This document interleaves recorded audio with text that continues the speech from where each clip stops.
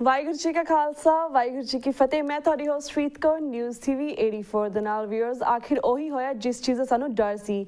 ਕੇਂਦਰ ਸਰਕਾਰ ਦੇ ਗ੍ਰਹਿ ਮੰਤਰਾਲਿਆ, ਇਨਫੋਰਮੇਸ਼ਨ ਐਂਡ ਬ੍ਰੌਡਕਾਸਟ ਮਿਨਿਸਟਰੀ ਅਤੇ ਫਿਲਮੀ ਸੈਂਸਰ ਬੋਰਡ ਨੇ ਸ਼ਹੀਦ ਬੇਅੰਤ ਸਿੰਘ ਤੇ ਭਾਈ ਸਤਵੰਤ ਸਿੰਘ ਦੇ ਜੀਵਨ ਤੇ ਆਧਾਰਿਤ ਫਿਲਮ ਕੌਮ ਦੇ ਹੀਰੇ ਤੇ ਪਾਬੰਦੀ ਲਗਾ ਦਿੱਤੀ ਹੈ। ਫਿਲਮ ਤੇ ਪਾਬੰਦੀ ਲਗਾਉਣ ਦੀ ਮੰਗ ਪੰਜਾਬ ਵਿਚਲੀ ਕਾਂਗਰਸ ਪਾਰਟੀ ਤੇ ਬੀਜੇਪੀ ਦੋਹਾਂ ਵੱਲੋਂ ਕੀਤੀ ਗਈ, ਜਦੋਂ ਕਿ ਅਕਾਲੀਆਂ ਨੇ ਇਸ ਸੰਬੰਧੀ ਜ਼ੁਬਾਨ ਬੰਦ ਰੱਖੀ। ਜਿਸ ਦੇਸ਼ ਵਿੱਚ ਘੱਟ ਗਿਣਤੀਆਂ ਲਈ ਇੰਨਾ ਵੀ ਫਰੀडम ਆਫ ਐਕਸਪ੍ਰੈਸ਼ਨ ਨਹੀਂ ਹੈ, ਉਸ ਨੂੰ ਕਿਵੇਂ ਡੈਮੋਕ੍ਰੇਸੀ ਕਿਹਾ ਜਾ ਸਕਦਾ ਹੈ। ਵਿਊਅਰਸ, ਅੱਜ ਅਸੀਂ ਇਸ ਮੁੱਦੇ ਅਤੇ ਹੋਰ ਪੰਥਕ ਮੁੱਦਿਆਂ ਸੰਬੰਧੀ ਦੋ ਸ਼ਖਸੀਅਤਾਂ ਨਾਲ ਗੱਲਬਾਤ ਕਰਾਂਗੇ। ਸਭ ਤੋਂ ਪਹਿਲਾਂ ਅਸੀਂ ਗੱਲਬਾਤ ਕਰਦੇ ਹਾਂ ਦਲ ਖਾਲਸਾ ਜਥੇਬੰਦੀ ਦੇ ਜਨਰਲ ਸੈਕਟਰੀ ਸਰਦਾਰ ਸਰਬਜੀਤ ਸਿੰਘ ਕੁਮਾਨ ਜੀ ਨਾਲ, ਜਿਹੜੇ ਕਿ ਇਸ ਵੇਲੇ ਸਾਡੇ ਨਾਲ ਫੋਨ ਲਾਈਨ ਤੇ ਜੁੜ ਚੁੱਕੇ ਨੇ। ਜੀ ਕੁਮਾਨ ਵੀਰ ਜੀ, ਵਾਹਿਗੁਰੂ ਜੀ ਕਾ ਖਾਲਸਾ ਵਾਹਿਗੁਰੂ ਜੀ ਕੀ ਫਤਿਹ। ਵਾਹਿਗੁਰੂ ਜੀ ਕਾ ਖਾਲਸਾ ਵਾਹਿਗੁਰੂ ਜੀ ਕੀ ਫਤਿਹ ਜੀ। ਜੀ ਵੀਰ ਜੀ, ਜਿਹੜੀ ਇਹ ਕੌਮ ਦੇ ਹੀਰੇ ਮੂਵੀ ਬੈਨ ਕਰ ਦਿੱਤੀ ਗਈ ਹੈ ਇੰਡੀਆ ਦੇ ਵਿੱਚ, ਸਭ ਤੋਂ ਪਹਿਲਾਂ ਤੁਸੀਂ ਇਸ ਬਾਰੇ ਸਾਡੇ ਦਰਸ਼ਕਾਂ ਨੂੰ ਕੀ ਕਹਿਣਾ ਚਾਹੋਗੇ? ਇਹ ਫਿਲਮ ਜਿਹੜੀ ਆ ਪਹਿਲੋਂ ਵੀ 2 ਵਾਰ ਇਹਦੇ ਤੇ ਰੋਕ ਲਾਈ ਗਈ ਹੈ ਜੀ, ਤੇ ਉਸ ਹੁਣ ਇਸ ਵਾਰੀ ਸੈਂਸਰ ਬੋਰਡ ਨੇ ਸਰਟੀਫਿਕੇਟ ਇਹਨਾਂ ਨੂੰ ਦੇ ਦਿੱਤਾ ਸੀਗਾ।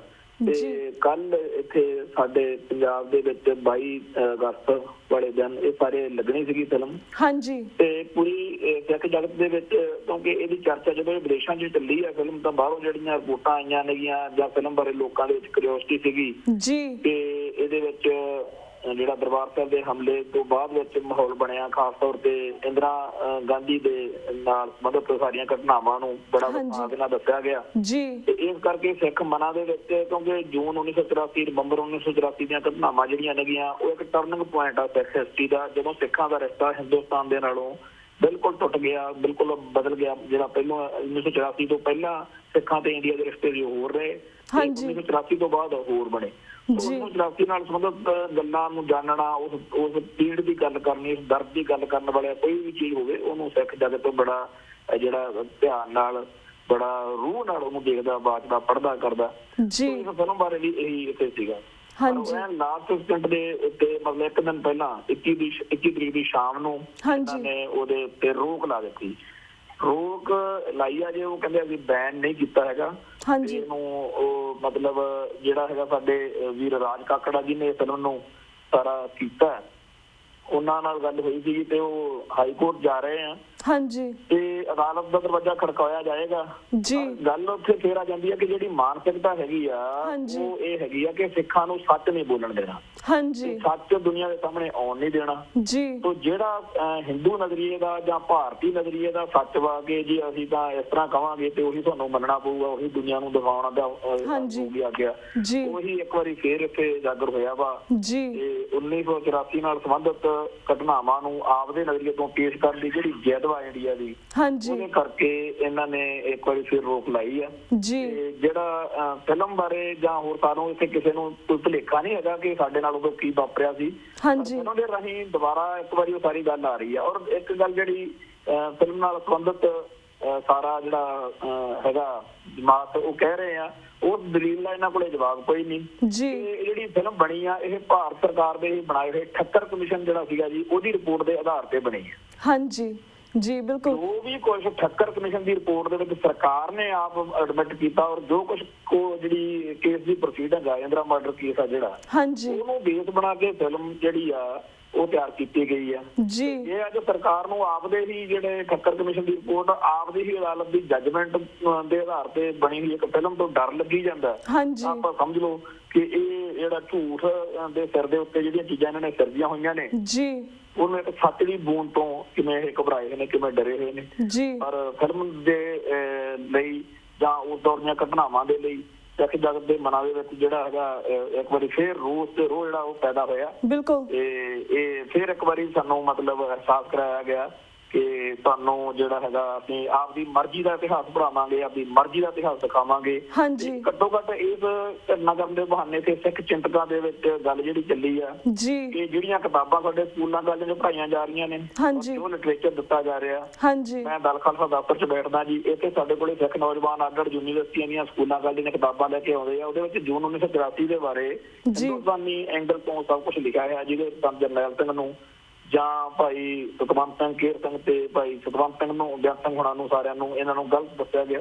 ਜੀ ਇਹ ਤਰੀਕੇ ਨਾਲ ਇੱਕ ਵਾਰੀ ਇਹ ਫਿਰ ਚਰਚਾ 'ਚ ਗੱਲ ਆਈ ਹੈ ਕਿ ਹਿੰਦੁਸਤਾਨੀ ਨਿਜ਼ਾਮ ਸਿੱਖਾਂ ਨਾਲ ਧੱਕੇਸ਼ਾਹੀ ਕਰ ਰਿਹਾ। ਜੀ ਬਿਲਕੁਲ ਬਿਲਕੁਲ ਵੀਰ ਜੀ। ਤੇ ਵੀਰ ਜੀ the one point that I want to add to this picture is like ਜਿਹੜਾ ਪਿਕਚਰ ਬਾਹਰ ਦੇ ਦੇਸ਼ਾਂ 'ਚ ਰਿਲੀਜ਼ ਹੋਈ ਸੀ, ਅਸੀਂ ਪੂਰੀ ਆਪਣੀ ਫੈਮਿਲੀ ਦੇ ਨਾਲ ਪਿਕਚਰ ਵਾਚ ਕੀਤੀ, ਆਪਣੇ ਨੀਸਿਸ ਐਂਡ ਨੈਫਿਊਜ਼ ਬੱਚਿਆਂ ਦੇ ਨਾਲ ਵਾਚ ਕੀਤੀ। ਇਸ ਫਿਲਮ 'ਚ ਬਹੁਤ ਸਾਰੀ ਇਨਫੋਰਮੇਟਿਵ ਨੌਲੇਜ ਹੈਗੀ ਹੈ ਜਿਹੜੀ ਸਾਨੂੰ ਪਹਿਲਾਂ ਨਹੀਂ ਸੀਗੀ। So I think this is a reason may be Punjab ਦੇ ਵਿੱਚ ਜਾਂ ਇੰਡੀਆ ਦੇ ਵਿੱਚ ਇਹਨੂੰ ਬੈਨ ਕੀਤਾ ਜਾ ਰਿਹਾ, ਬਿਕੋਜ਼ ਕਾਫੀ ਸਾਰੇ ਖੁਲਾਸੇ ਸਾਹਮਣੇ ਆਉਣਗੇ ਇੰਡੀਅਨ ਗਵਰਨਮੈਂਟ ਦੇ। ਬਟ ਅਸੀਂ ਤਾਂ ਰੱਬ ਅੱਗੇ ਇਹ ਅਰਦਾਸ ਕਰਦੇ ਹਾਂ ਕਿ ਜਲਦ ਤੋਂ ਜਲਦ ਇਹ ਫਿਲਮ ਪੰਜਾਬ ਦੇ ਵਿੱਚ, ਇੰਡੀਆ ਦੇ ਵਿੱਚ ਰਿਲੀਜ਼ ਹੋਵੇ, ਤਾਂ ਕਿ ਸਾਰੇ ਜਿਹੜੇ ਸਾਡੇ ਬੱਚੇ ਨੇ, ਆਉਣ ਵਾਲੀ ਜਨਰੇਸ਼ਨ ਨੇ, ਉਹਨਾਂ ਨੂੰ ਪਤਾ ਲੱਗੇ ਕਿ ਐਗਜ਼ੈਕਟਲੀ ਐਟ ਦੈਟ ਟਾਈਮ ਸਾਡਾ ਕੀ ਹੋਇਆ ਸੀਗਾ।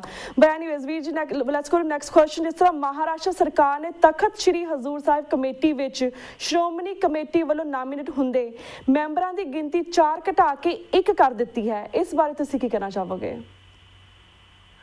ਦੇਖੋ, ਜੇ ਇੱਕ ਲਾਈਨ 'ਚ ਨਿਬੇੜਨਾ ਹੋਵੇ ਤਾਂ ਇਹ ਗੱਲ ਨੂੰ ਆਪਾਂ ਇੰਝ ਕਹੀਏ ਕਿ ਸ਼੍ਰੋਮਣੀ ਕਮੇਟੀ ਜਿਹੜੀ ਹੈ ਉਹ ਤਾਂ ਹੀ ਸ਼੍ਰੋਮਣੀ ਕਹਾਉਣ ਦੇ ਹੱਕਦਾਰ ਰਹੂਗੀ ਜੇ ਉਹ ਸ਼੍ਰੋਮਣੀ ਹੋਣ ਦਾ ਅਹਿਸਾਸ ਕਰਾਵੇ ਤੇ ਇਸ ਤਰੀਕੇ ਨਾਲ ਵਿਵਹਾਰ ਕਰੇ ਕਿ ਵਾਕਈ ਅਸੀਂ ਸ਼੍ਰੋਮਣੀ ਕਹਾਉਣ ਦੇ ਲਾਇਕ ਹਾਂ।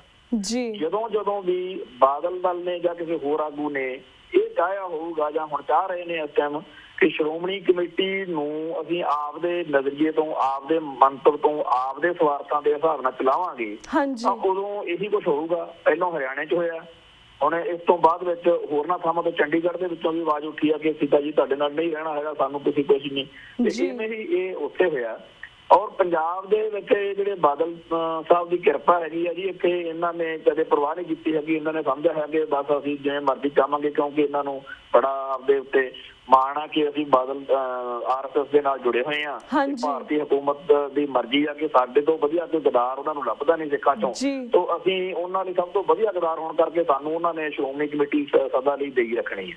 ਸ਼੍ਰੋਮਣੀ ਕਮੇਟੀ ਦੇ ਉੱਤੇ ਉਹਨਾਂ ਨੇ ਉਦੋਂ ਵੀ ਸੌਖਾ ਕੰਮ ਰੱਖਿਆ ਇੰਡੀਆ ਨੇ ਵੀ ਇਹ ਸ਼੍ਰੋਮਣੀ ਕਮੇਟੀ ਦੀ ਕੇਂਦਰੀ ਤਾਕਤ, ਕਿਉਂਕਿ ਸਾਡੇ ਕੋਲ ਇੱਕ ਬੜੀ ਵੱਡੀ ਸੰਸਥਾ ਜਿਹਦੇ ਸਿਰ ਦੇ ਉੱਤੇ ਅਸੀਂ ਇਹਨੂੰ ਸਿੱਖ ਪਾਰਲੀਮੈਂਟ ਵੀ ਕਹਿੰਦੇ ਰਹੇ ਹਾਂ। ਬਾਦਲ ਸਾਹਿਬ ਨੇ ਉਹ ਮਾਹੌਲ ਬਣਾ ਦਿੱਤਾ ਜਿਹਦੀ ਕਰਕੇ ਅੱਡ-ਅੱਡ ਥਾਵਾਂ ਦੇ ਉੱਤੇ ਬੈਠੇ ਸਿੱਖਾਂ ਨੂੰ ਇਸ ਸੰਸਥਾ ਦੇ ਖਿਲਾਫ ਵਰਕ ਜਿਹੜਾ ਹੈਗਾ ਉਹ ਕਰਨਾ ਪਿਆ। ਔਰ ਇਹਨੂੰ ਕਹਿ ਰਹੇ ਨੇ ਕਿ ਅਸੀਂ ਤਾਂ ਜੀ ਆਪੋ ਦੇ ਹਿਸਾਬ ਨਾਲ ਕਮੇਟੀ ਬਣਾ ਲੈਂਦੇ ਹਾਂ। ਹਰਿਆਣਾ ਦੀ ਬਣ ਗਈ ਆ, ਹੁਣ ਉਵੇਂ ਮਹਾਰਾਸ਼ਟਰ 'ਚ ਹੋਇਆ। ਤੇ ਮਹਾਰਾਸ਼ਟਰ ਦੇ ਤੋਂ ਬਾਅਦ ਵਿੱਚ ਪਟਨਾ ਸਾਹਿਬ ਵਾਲੇ ਭਗਤ ਨੇ ਵੀ, ਉੱਥੇ ਵੀ ਜਿਹੜੀ ਪ੍ਰਬੰਧਕੀ ਬੋਰਡ ਆ ਉਹਨੇ ਵੀ ਇਸ ਤਰੀਕੇ ਦਾ ਜਿਹੜਾ ਹੈਗਾ ਭਾਵਨਾਵਾਂ ਪ੍ਰਗਟਾਈਆਂ ਨੇ। ਉਹਨਾਂ ਦੇ ਮਾਮਲਿਆਂ ਦੇ ਵਿੱਚ ਨਜਾਇਜ਼ ਦਖਲਅੰਦਾਜ਼ੀ, ਉੱਥੋਂ ਦੇ ਜਿਹੜਾ ਹੈਗਾ ਸਿਸਟਮ ਆ ਉਹਨੂੰ ਕੋਈ ਪ੍ਰਵਾਨਗੀ ਨਹੀਂ, ਉਹਨੂੰ ਕੋਈ ਇਹਨਾਂ ਨੇ ਕਦੇ ਅਧਿਕਾਰ ਦੇਣ ਵਿੱਚ ਜਾਂ ਕਦੇ ਗੱਲ 'ਚ ਨਹੀਂ ਪੁੱਛਿਆ। ਖਾਸ ਤੌਰ ਦੇ ਉੱਤੇ ਚਲੋ ਜਿਹੜੇ ਹੈਗੇ ਆ ਪ੍ਰਬੰਧਕੀ ਤੌਰ ਦੇ ਉੱਤੇ ਕਾਰਜਵਾਦੀ ਨੇ, ਸ਼੍ਰੋਮਣੀ ਕਮੇਟੀ ਦੀ ਸੰਸਥਾ ਨੇ, ਦਿੱਲੀ ਕਮੇਟੀ ਦੀ ਸੰਸਥਾ ਨੇ, ਹਜ਼ੂਰ ਸਾਹਿਬ ਦਾ, ਪਟਨਾ ਸਾਹਿਬ ਦਾ ਆਪੋ ਆਪਣਾ ਬੋਰਡ ਜਾਂ ਆਪੋ ਆਪਣੇ ਪ੍ਰਬੰਧਕੀ ਬੋਡੀ ਜਿਹੜੀ ਗੱਲ ਭੈਣ ਜੀ ਇਹ ਹੈ ਕਿ ਜਦੋਂ ਸਾਡੀਆਂ ਇਹ ਜਿਹੜੀਆਂ ਪ੍ਰਬੰਧਕੀ ਬੋਡੀਜ਼ ਨੇਗੀਆਂ ਇਹ ਤਾਂ ਉੱਥੋਂ ਦੇ ਲੋਕਲ ਸਿੱਖਾਂ ਨੇ ਚੋਣ ਕਰਨੀ ਹੈ, ਜਿਵੇਂ ਸ਼੍ਰੋਮਣੀ ਕਮੇਟੀ ਦੇ ਮੈਂਬਰਾਂ ਦੀ ਚੋਣ ਲੋਕਲ ਜਿਹੜਾ ਇਸ ਹਲਕੇ ਦਾ ਸਿੱਖ ਸੰਗਤ ਅੰਮ੍ਰਿਤਸਰ, ਪੰਜਾਬ, ਹਰਿਆਣਾ, ਹਿਮਾਚਲ ਜਿੱਥੇ ਕਿਸੇ ਦਾ ਦਾਇਰਾ ਸੀ ਉਹ ਕਰਦੀ।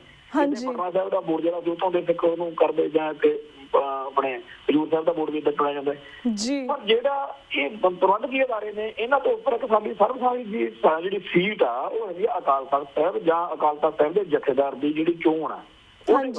ਹੁਣ ਜਦੋਂ ਵੀ ਕਦੇ ਅਕਾਲ ਤਖ਼ਤ ਸਾਹਿਬ ਦੇ ਜਥੇਦਾਰ ਦੀ ਚੋਣ ਆਉਂਦੀ ਹੈ, ਜਿਹਨੂੰ ਕਿ ਪਤਾ ਨਹੀਂ ਕਿਸ ਤਰੀਕੇ ਨਾਲ ਆਪਾਂ ਸਭ ਤੋਂ ਵੱਡਾ ਕਿ ਉਹਨੂੰ ਮੰਨਿਆ ਕਿ ਜੀ ਇਹਦੀ ਗੱਲ ਬੜੀ ਬੜੀ, ਹੁਣ ਉਦੋਂ ਹਰ ਵਾਰੀ ਨਾ ਤਾਂ ਪੰਜਾਬ ਦੇ ਸਿੱਖਾਂ ਦੀ, ਪੰਜਾਬ ਦੀਆਂ ਜਿਹੜੀਆਂ ਸਿੱਖ ਸੰਸਥਾਵਾਂ ਉਹਨਾਂ ਦੀ ਕੋਈ ਪੁੱਛਗਿੱਛ ਹੁੰਦੀ ਹੈ, ਵਿਦੇਸ਼ਾਂ ਵਾਲੇ ਸਿੱਖਾਂ ਦੀਆਂ ਸੰਸਥਾਵਾਂ ਕਿੰਨਾ ਕੰਮ ਕੌਮ ਲਈ ਕਰ ਰਹੀਆਂ ਉਹਨਾਂ ਦੀ ਬਿਲਕੁਲ ਹੀ ਕੋਈ ਗੱਲ ਪੁੱਛਣੀ ਹੈਗੀ ਵੀ ਦੇਖੋ ਤੁਹਾਨੂੰ ਤੁਸੀਂ ਤਾਂ ਵੀ ਰਹਿ ਦਿੱਤੋ ਕਿ ਇਹਨੂੰ ਜਥੇਦਾਰ ਕਿਵੇਂ ਲਾਈਏ। ਹਜ਼ੂਰ ਸਾਹਿਬ ਦੇ ਤੇ ਪਟਨਾ ਸਾਹਿਬ ਦੇ ਤਖਤ ਦੀ ਵੀ ਕੋਈ ਰਾਏ ਨਹੀਂ ਲਈ ਜਾਂਦੀ, ਨਾ ਉਹਨਾਂ ਦੀ ਕੋਈ ਗੱਲ ਹੁੰਦੀ ਹੈ। ਬਸ ਇੱਥੋਂ ਬਾਦਲ ਸਾਹਿਬ ਦੀ ਜੇਬ ਚੋਂ ਨਿਕਲਦਾ ਕਿ ਜੀ ਫਲਾਣੇ ਬੰਦੇ ਜਥੇਦਾਰ ਲਾ ਦਿਓ।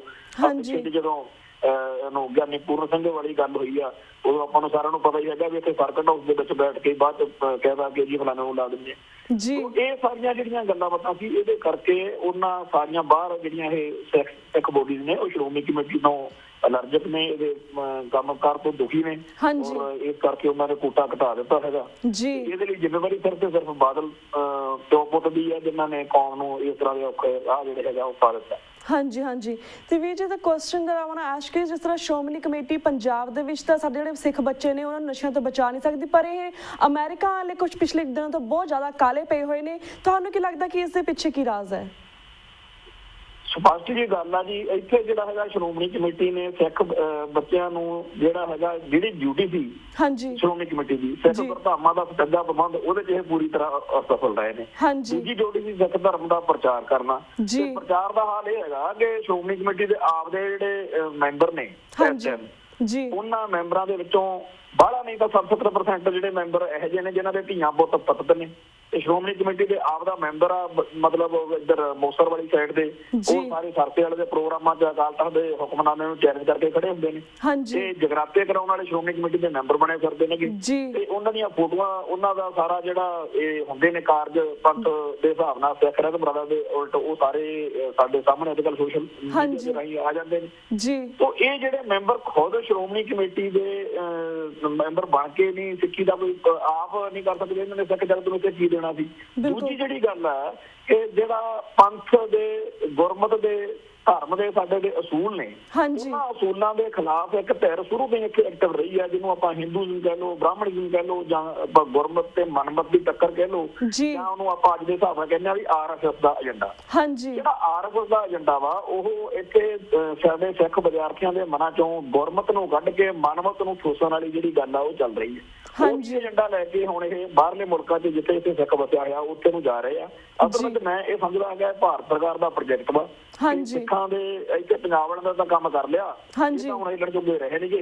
ਜਿਹੜੇ ਵਿਦੇਸ਼ਾਂ 'ਚ ਸਿੱਖ ਬੈਠੇ ਆ ਉੱਥੇ ਗੁਰਮਤ ਦਾ ਸੱਚਾ ਜੇ ਪ੍ਰਚਾਰ ਹੋ ਰਿਹਾ ਹੈਗਾ ਉੱਥੇ RSS ਦਾ ਪ੍ਰਚਾਰ ਕਰਨ ਕਰਾਉਣ ਦੇ ਲਈ ਜਿਹੜੀ ਚੀਜ਼ ਆ ਉਹ ਇਹਨਾਂ ਨੇ ਕੀਤੀ ਹੈ ਜੀ। ਬਿਲਕੁਲ ਬਿਲਕੁਲ ਵੀਰ ਜੀ, ਵੀ ਐਗਰੀ ਵਿਦ ਦੈਟ।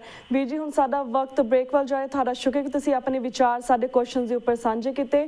ਹੁਣ ਤੁਹਾਡੇ ਕੋਲ ਟਾਈਮ ਇਜਾਜ਼ਤ ਲੈਣ ਦਾ ਟਾਈਮ ਹੋ ਰਿਹਾ ਵੀਰ ਜੀ। ਵਾਹਿਗੁਰੂ ਜੀ ਕਾ ਖਾਲਸਾ ਵਾਹਿਗੁਰੂ ਜੀ ਕੀ ਫਤਿਹ। Viewers, वक्त हो गया एक छोटे से ब्रेक का। Keep watching News TV 84. We'll be right back after a short break.